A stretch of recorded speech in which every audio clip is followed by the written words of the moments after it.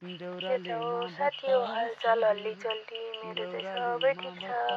बिउजिँदाखेरि चाहिँ 7:42-43 कति भएको थियो। त्यतिखेरको नजारा यस्तो थियो, बाहिर कोइली कराउँदै थिए अनि म कृषि मन्त्रालयका प्रमुखहरूको भोजन सामग्री लिनलाई एक कप पानी पिएर एउटा साथी लिएर अगाडि बढ्दै गर्दाको भिडियो हो यो चाहिँ।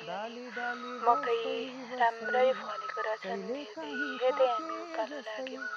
मकैबारी सिरुबारी हुँदै हुँदै हाम्रो यात्रा चाहिँ 29 बारीसम्मको थियो अनि माथिबाट यसो तल घरतिर हेर्दा चाहिँ यस्तो राम्रो हरियाली देखियो। मख पर्दै पर्दै हामी उकालो लाग्दै थियौँ अनि त्यहाँ पारी चाहिँ मङ्गलबारी बजार अलिअलि कुहिरोले ढाक्दै थियो अनि हामी पनि अगाडि बढ्दै थियौँ। पानी नै हामीलाई नजितोस् भन्ने मात्र थियो अनि अगाडि बढ्दै जाँदाखेरि पानीको धारो पानी खुस्केछ, त्यहाँ मैले जोडेँ, त्यो भिडियो बनाउन पाइएन। साथीले कानमा फुल सिउरिनु भयो अनि अगाडि बढ्यौँ हामी।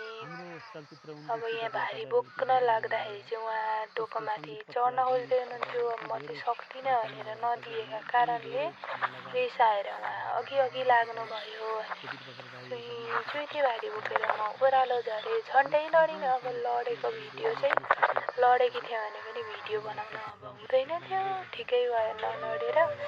अनि ल्याएर घाँस बिसाएँ अनि त्यो किवीको बोटहरू त्यस्तो राम्ररी आएछ भनेर मक्ख पर्दै थिएँ। अब पछि खान पाइन्छ भने यो त नदेखाउने कुरो देखाएछु, अब हेरिहाल्नु भयो, रेकर्डबाट हटाउन पनि हुन्छ तपाईँहरूले चाहेको खण्डमा।